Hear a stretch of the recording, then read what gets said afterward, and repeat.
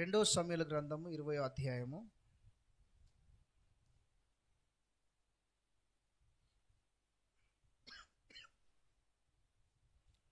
రెండో సమూయేలు గ్రంథం 20వ అధ్యాయము 15-16 వచనాన్ని చదువుకుందాం. గట్టిగా చదవండి అమ్మా.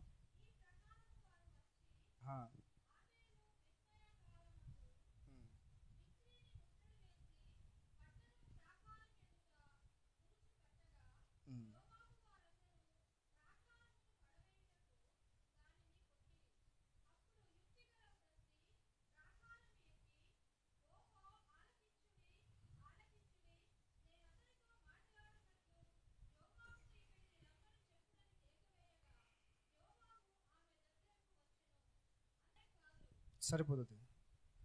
చిన్న ప్రార్థన చేసుకుందాం. దేవుడు ఈ వాక్యం ద్వారా మనందరితో మాట్లాడలాగున. మహాపరిశుద్ధుడా నా యేసయ్య మీకు స్తోత్రములు. ప్రతి ఒక్కరు నోరు తెరిచి చెప్పండి, ప్రభువా నాతో మాట్లాడండి అని చెప్పేసి.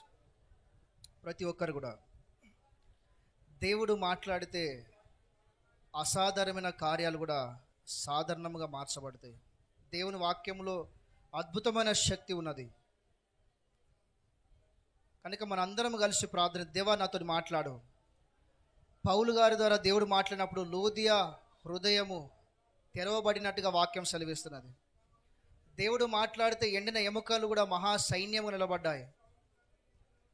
దేవుడు మాట్లాడితే సర్వ సృష్టి ఆయన మాటకు లోబడింది. దేవుడు మాట్లాడితే శిష్యులు సమస్తాన్ని విడిచిపెట్టి ఆయన్ని వెంబడించారు. దేవుడు మాట్లాడితే దయ్యాల నుంచి విడుదల. దేవుడు మాట్లాడితే చనిపోయిన లాజరు తిరిగి వచ్చినట్టుగా కూడా మనం చూస్తాం. కనుక ఆయన మాట ఎంతో శక్తివంతమైంది. అందరం హృదయపూర్వకంగా చెప్తాం, నా తండ్రి నాతో మాట్లాడండి. అందరం కూడా ప్రభువా నాతో మాట్లాడండి. తండ్రి మీకు స్తోత్రములు, నాతో మాట్లాడండి ప్రభువా, మా అందరితో మాట్లాడండి తండ్రి. అయ్యా మీ స్వరం వినడానికి కృప చూపించండి ప్రభువా, కృప చూపించండి తండ్రి. మీ మాటలు మాకు దయచేయమని, బలపరచమని, ఆత్మచేత నింపమని, అభిషేకించమని, నూతనమైన కార్యములు మా మధ్యలో జరిగించమని ప్రభువా మిమ్మల్ని స్తుతిస్తూ యేసు నామములో అడుగుతున్నాము తండ్రి, ఆమేన్.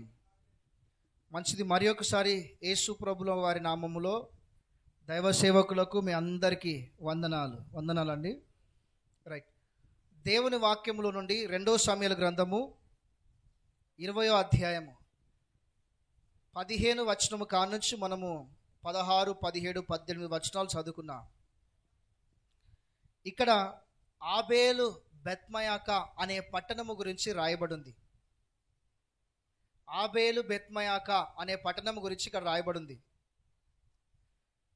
ఈ పట్టణము ఆ చదవబడిన వాక్యములో మనం ఆలోచన చేస్తే, యోవాబు దావీదు యొక్క సైన్యాధిపతి తన సైనికులతో కూడా వచ్చి ఆ పట్టణము యొక్క ప్రాకారములు పడగొట్టి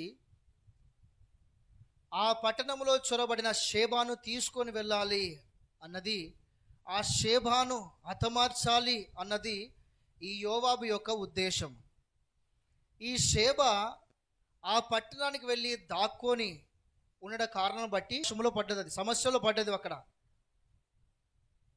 దాని కారణం బట్టి ఆ ప్రజలందరూ కూడా ఎవరు కూడా ముందుకు రాలేదు, ఎవరు కూడా తన పట్టణం కొరకు పట్టించుకోలేదు. కానీ ఒక స్త్రీ మాత్రమే, అయ్యో నా దేశము నాశనమైపోతున్నది, అయ్యో నా దేశం యొక్క ప్రాకారాలు పడిపోతున్నాయి, ఇది యెహోవా ఇచ్చిన స్వాస్థ్యము, ఇది ఎలా మేము నష్టపరుచుకుంటాము అని ఆ స్త్రీ ఎంతో సాహసము చేసి ముందుకు వచ్చి యోవాబుతో మాట్లాడి యోవాబును బ్రతిమలాడుకొని, యోవాబు ఎందుకు వచ్చిండు, తనకు ఏది కావాలో తెలుసుకొని తనకు కావాల్సింది ఆ యొక్క స్త్రీ ఇచ్చి తన దేశాన్ని కాపాడుకున్నట్టుగా ఈ అధ్యాయములో ఆ స్త్రీ గురించి రాయబడింది. ఆమె హల్లెలూయా, దేవునికి స్తోత్రం, హల్లెలూయా.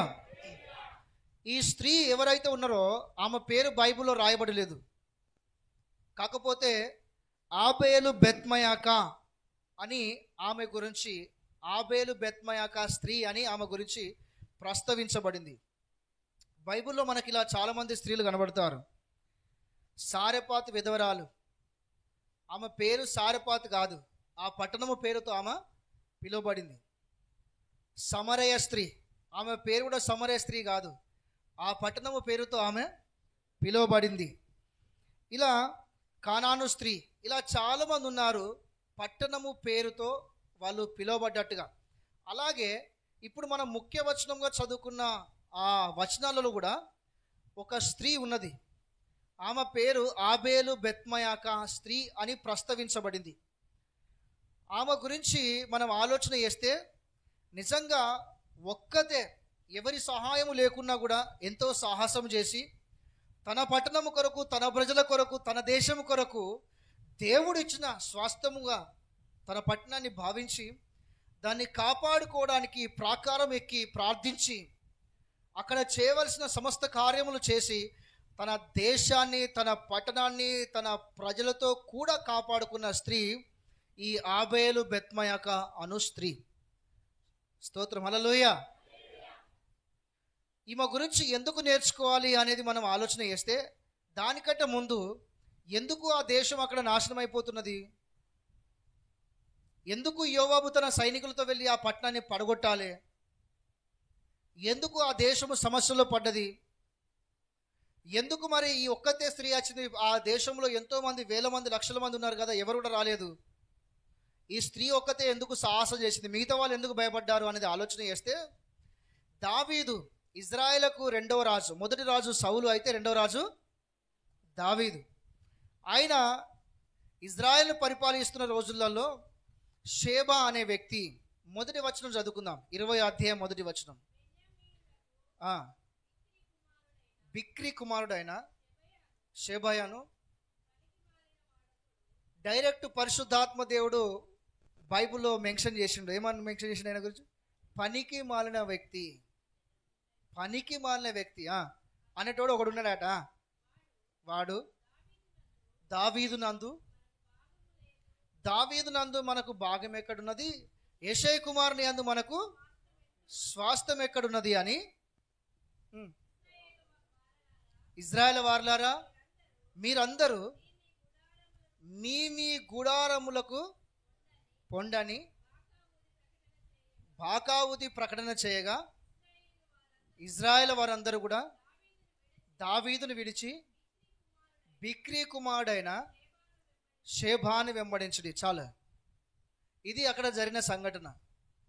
ఈ షేబా అనే వ్యక్తి, ఉదాహరణకి ఈయన దావీదు గారు రాజు కదా, ఆయన పరిపాలన ప్రజలందరినీ కూడా ఆయనకు దూరము చేయడానికి లేనిపోని మాటలు సంఘస్థులందరికీ, లేనిపోని మాటలు తన రాజ్యంలో ఉన్న తన ప్రజలందరికీ కూడా చెప్పి యెషయా కుమారుని యందు మనకు స్వాస్థ్యం ఎక్కడున్నది, దావీదు యందు మనకు భాగం ఎక్కడున్నది, ఎల్లకాలం అతనికి మనం లోబడి ఉండాలా అని తప్పుడు బోధ, తప్పుడు శిక్షణ వాళ్ళకు నేర్పించి, తప్పుడు బోధ వాళ్ళకు చేసి వాళ్ళందరినీ దావీదుకు దూరం చేసిండు. వాళ్ళు కూడా చూడండి, దావీదు వాళ్ళ కొరకు ప్రార్థించిండు, దావీదు వాళ్ళను పరిపాలన చేస్తున్నాడు, దావీదు వాళ్ళకు తీర్పు తీరుస్తున్నాడు, న్యాయం చేస్తున్నాడు, దావీదు పరిపాలనలో ఆ ప్రజలు సుఖ సంతోషాలతో ఉన్నారు. అయినప్పటికీ కూడా ఎవరో వ్యక్తి వచ్చి చెప్పిండు అని చెప్పేసి దావీదును విడిచిపెట్టి బిక్రీ కుమారుడైన షేబాను వెంబడించినట్టుగా రాయబడింది. కానీ ఆ దావీదు గురించి బయట నుంచి వచ్చిన ఒక షేబా దావీదు చెడ్డోడు అని చెప్తే, ఆ దావీదు గురించి దేవుడు ఏమని చెప్తాడు అపోస్తల కార్యంలో, ఈ దావీదు నా హృదయానుసారుడు అని చెప్పేసి సాక్ష్యం ఇస్తున్నాడు. తెలుసుగా మనందరికీ, అంతే కదా, హల్లెలూయా.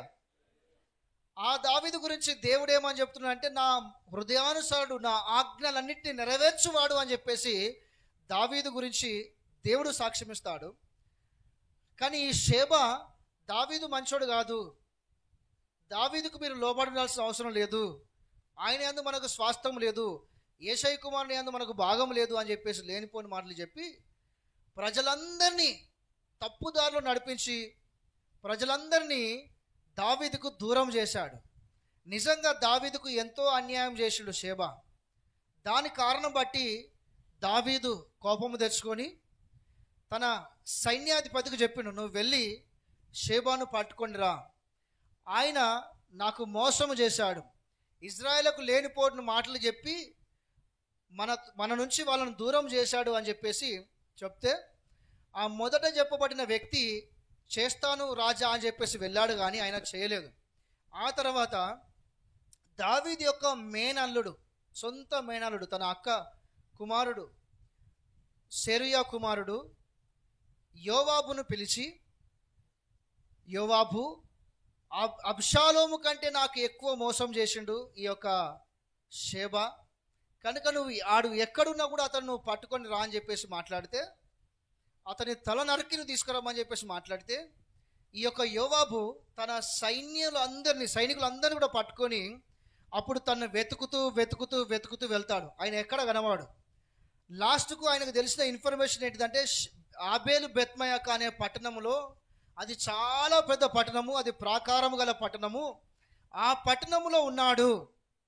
ఆ పట్టణములో మనం వెళ్ళి చూడడం అసాధ్యము, మనకు దొరకలేడు అని చెప్పేసి వాళ్ళు మాట్లాడుకొనగా, ఏదేమైనా కూడా మనం వెనుక వెళ్ళాల్సిన అవసరం లేదు, ఆ ప్రాకారం పట్టణము పడగొట్టైనా కూడా షేబాను దొరకబట్టి మనం పట్టుకొని వెళ్ళిపోవాలి, అతని శిరఛత్రము చేయాలి అని చెప్పేసి యోవాబు కంకణం కట్టుకుంటాడు. యోవాబు చాలా, రాజు మాట ఇస్తే మళ్ళీ రాజు చెప్తేనే తప్ప ఎవరి మాట వినడు, ఖచ్చితంగా దాన్ని పూర్తి చేసుకునే వెళ్తాడు. అంటే అంత రాజు ఆజ్ఞను అంతా పాటించే వ్యక్తి ఆయన. ఆ రోజుల్లో చరిత్ర చెప్తుంది, ఆయనకు చాలామంది భయపడేవాళ్ళు, యుద్ధ శూరుడు అని చరిత్ర ఆయన గురించి చెప్తుంది, యోవాబు గురించి. అందుకొరకే యోవాబు తన సైన్యంతో వచ్చి ఆ పట్టణమును పట్టుకుంటున్నాడు, ప్రాకారం పడగొడుతున్నాడు అని చెప్పినప్పుడు ఎవరు కూడా ధైర్యం చేయలేదు ముంగడికి వచ్చి మాట్లాడడానికి, ఎవరు కూడా ధైర్యం చేయలేదు అసలు ఎందుకు, దీనికి కారణం ఏంటిది అని తెలుసుకోవడానికి. యోవాబు కారణం బట్టి పట్టణం అంతా దేశస్తులందరూ భయపడ్డారు.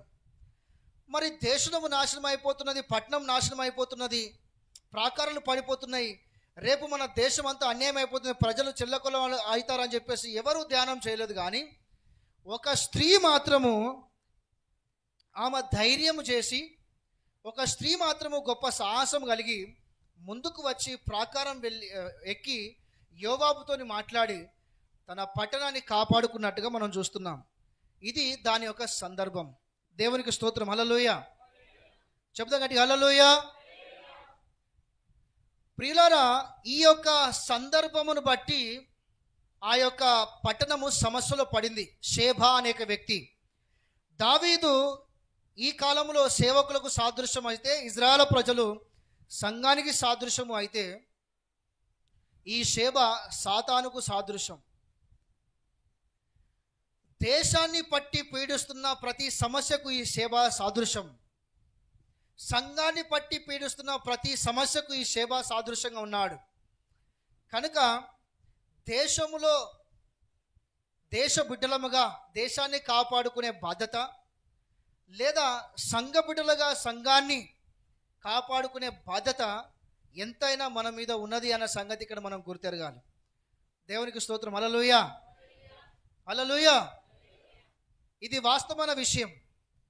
క్రైస్తవ జీవితము అంటే, ఒకసారి మీరు చెప్పండి, మీరు ఏమనుకుంటారు క్రైస్తవ జీవితం అంటే? తెల్ల బట్టలు వేసుకొని బైబిల్ పట్టుకోవడమా? ఏమంటారు? ఇట్లా మైక్ బట్టి చెప్పడమా? ఏంటిది క్రైస్తవ జీవితం? పోరాడమా? మీరు చెప్పండి, మీకు తెలుసు.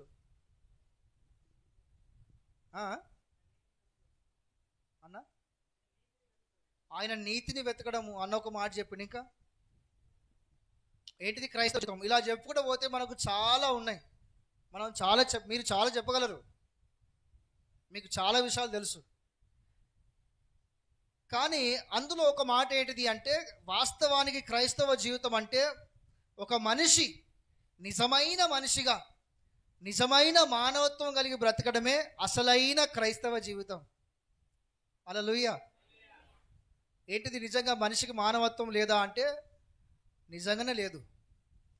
మనిషి దేవుని స్వరూపములో, దేవుని పోలికలో చేయబడ్డాడు. ఆదికాండం 1వ అధ్యాయము